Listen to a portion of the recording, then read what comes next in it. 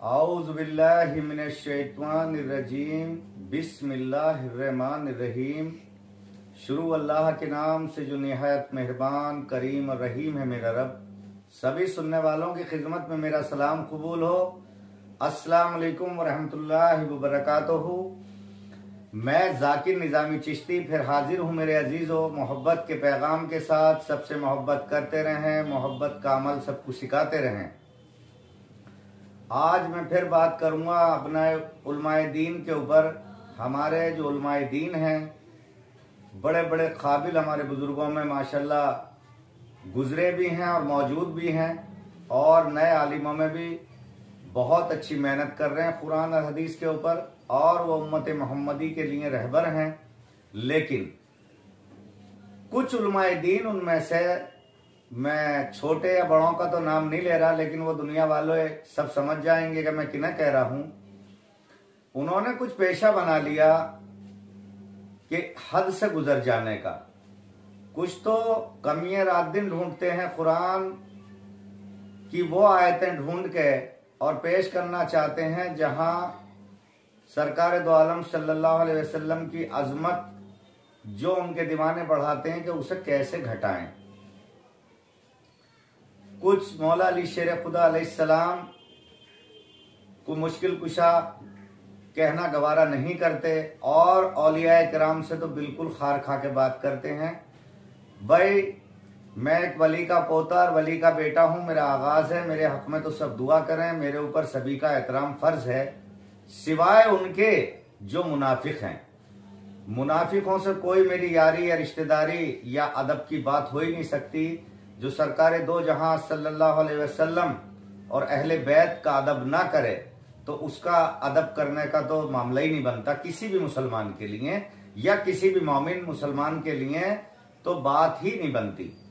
लेकिन आज हमारे उलमाए दीन से मैं ये कहना चाहता हूं, उनसे चंद जो हैं जिनका नाम नहीं लेना चाहता, जो तरह तरह से कुछ आयतें पेश करते हैं और इल्म गैब होने का इनकार करने की बात करते हैं। कोई कुछ कहता, कोई कुछ कहता, कोई कुछ कहता। भाई बेशक कुरान हकीम अल्लाह की ऐसी किताब है कि सरकार दो जहां सल्लल्लाहु अलैहि वसल्लम पर उतरी, और उनके सिवा उनसे ज्यादा कोई नहीं जान सकता। आप पे ही उतरा और आप ही उसे पूरा जानते हैं। आपके बाद अगर मैं नाम लूंगा, मौला अली शेर खुदा अलैहिस्सलाम से ज्यादा कोई नहीं जान सकता, अहले बैत से ज्यादा। फिर हमारे सहाबा इकराम, खुलफाए राशिदीन और सहाबा और शौदा और वली अल्लाह औलिया इकराम ने भी बड़ा गौर व फिक्र किया है। तो मेरा कहने का मकसद ये है कि जो हमारे कुछ उलमाए दीन, अहले हदीस और हमारे देवबंदी ख्यालात के जो कुछ मौलाना, सबको नहीं कह रहा मैं, बहुत बहुत अच्छे और काबिल भी हैं, लेकिन कुछ मौलाना कुछ हदीसें और कुछ कुरान की आयतों का तर्जुमा करके सुनाते हैं, तो जरूरी नहीं है कि आप तर्जुमा सही कर रहे हैं। कुरान की किसी आयत पर तो कोई, अल्लाह मेरी तौबा नाउज़ु बिल्लाह, उस पर तो जरा भी शक अगर किसी के दिल में वहम आ गया या ये गुमान भी हो गया तो इस्लाम से खारिज हो जाएगा, वो कहीं का नहीं रहेगा, अल्लाह माफ करे। लेकिन तर्जुमा अलग अलग करना या अलग अलग उसे समझना, इससे इनकार कोई नहीं कर सकता। अगर सारे के सारे सारी बातों पे इत्तफाक रखते तो समझ में ये आता कि सभी गौर फिक्र के साथ एक ही लाइन पे चल रहे हैं। लेकिन कुरान हकीम वो समंदर है, वो समझने के लिए अल्लाह ताला ने वो हिकमत और कुदरत, अपनी कुदरत जो बख्शी है, अपने महबूब सरकार दो आलम सल्लल्लाहु अलैहि वसल्लम को ये ताकत दी है और ये हिकमत दी है। बाकी इसकी गहराई को कोई नहीं नाप सकता, और आप पर उतरा है तो आप ही इसके बारे में जानते हैं। लेकिन आप अपने मसले मसाइल रखें, बिना औलिया अल्लाह को बुरा कहे बगैर भी आप कर सकते हैं।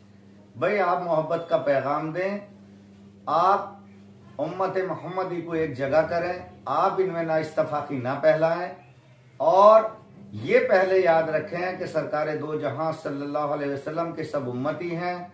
अल्लाह और अल्लाह के रसूलों पर हम और सहाबा पर कुरान और हदीसों पर ईमान रखते हैं जो हदीसें सच्ची हैं, सही हदीसों पर। अब कुछ मौलानाओं से मैं बगैर नाम लिए बगैर मैं ये कहना चाहूंगा कि कुछ जैसे कह देते हैं, मिसालन कुरान हकीम से ही कहेंगे कि भाई अल्लाह ताला ने कुरान हकीम में ये कहा है कि भाई जब 3 लोग कहीं सरगोशियां करें तो चौथा मैं होता हूं, और कहीं 5 करें तो छठा मैं होता हूं, ना इससे कम ना इससे ज्यादा। तो इस बात का वो मतलब निकालते हैं कि जिन्हें इल्म गैब सरकार दो आलम को नहीं है। भाई आप ऐसा क्यों सोचते हैं? अब मैं एक बिना कुरान हदीस के एक मिसाल दूं। मैं भी 48 साल का हो गया, मैं सुनता हूं कि भाई 2 फरिश्ते अल्लाह ने बिठा रखे हैं, जबकि अल्लाह ताला पे तो सब रोशन है। तो इसका मतलब ये थोड़ी है कि अल्लाह ताला ने जब ये फरिश्ते बिठा रखे हैं तो अल्लाह ताला को इसकी जरूरत है। नहीं, कल हम न मुकर जाएं। और इस बात को कहने के लिए मेरा मकसद कुछ दूसरा है कि जब ये फरिश्ते हम पे मुसल्लत कर ही रखे हैं मेरे रब ने भलाई और बुराई लिखने के लिए, हमारे अमाल नामे को जो पेश किया जाएगा, अल्लाह तो पहले लोहे महफूज पे लिख करके महफूज कर चुका। तो मेरे दोस्तों, अब ये अगर 3 हैं या 2 हैं या 5 हैं और चौथा अल्लाह, तो ये हर कंधों पे तो फरिश्ते हैं। तो इस बात का मतलब तो नहीं बैठता कि वो इल्म गैब की तरफ को आप ले जाएं कि अल्लाह ताला ने कह दिया ना इससे कम ना ज्यादा।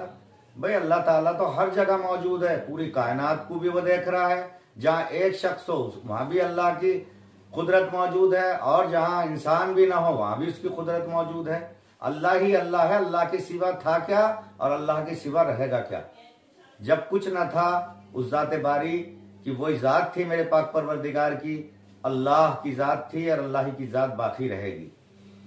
अब जैसे हमारे एक मौलाना, में बगैर नाम लिए कहता हूं, वो कहते हैं कि भाई अल्लाह वाले कहते हैं कि ये कोठरी, दिल जो है ये कोठरी है, अल्लाह का घर है।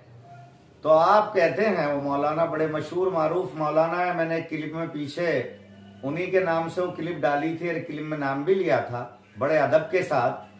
तो वो कहते हैं कि भाई कितने अल्लाह, क्या ऐसे तो करोड़ों और अरबों दिल हैं, तो क्या अरबों अल्लाह हो गए?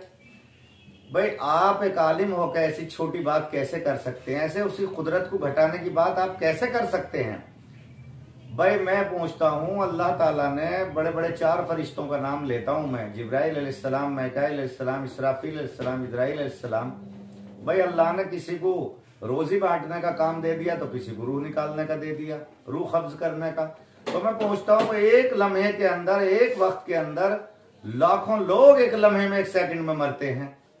तो भैया एक फरिश्ते को अल्लाह जब ऐसी कुदरत बख्श सकता है कि वो एक ही वक्त में हर जगह मौजूद हो और हर मरने वाले को नजर आए, रूह कब्ज करे, तो अल्लाह की कुदरत तो सबसे बड़ी है। तो अल्लाह ताला की सिफ्त, अल्लाह ताला की जात हर जगह मौजूद क्यों नहीं हो सकती? हर दिल में हो सकती है, हर दिल में रब हो सकता है। जैसे मेरा अपना मानना है, ये बात आपकी समझ में तो नहीं आएगी जब रूहानियत यानी कि शरीयत से आगे बढ़ के शरीयत, तरीकत, मार्फत, हकीकत ये जानेंगे और जब रूहानियत के समंदर में गोता लगाएंगे तो ये बात जब समझ में आएगी। कम से कम या तो पहले जाके देखो या औलिया अल्लाह को बुरा कहना बंद कर दो। आप अपनी बात रखें जो रख सकते हैं। भाई जैसे मैं मिसाल दूं कि अगर एक आदमी पानी पे जहाज चला रहा हो, पढ़ाई लिखाई की हो और उसने डिग्री ले ली हो, और डिग्री लेने के बाद अब दूसरी तरफ है गोतेखोर हो जो समंदर की गहराइयों में गोता मारते हों और वहां के जो नायाब तोहफे हैं, हीरे जवाहरात, और उन्हें भी निकाल के लाते हों। अब ये ऊपर पानी के जहाज चलाने वाला बंदा ये कहने लगे, ना ना ना, ये तो हकीकत से बहुत दूर है, ऐसा तो हो ही नहीं सकता। अरे आप पानी के ऊपर तैर रहे हैं, वो पानी के अंदर गोते लगा रहे हैं। तो अल्लाह वाले दिल की गहराई में गोते लगाते हैं और वो नायाब तोहफे अल्लाह उन्हें देता है। तो मेरे अजीजों, इस बात का मतलब ये नहीं होता, पहले आप किसी अल्लाह वाले की सोबत में जाएं और इस बात को तब आप समझ सकते हैं।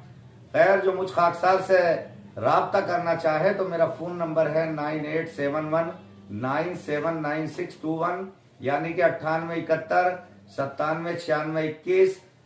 मेरे अजीजों, दुआए खैर में याद रखिएगा। अल्लाह हाफिज।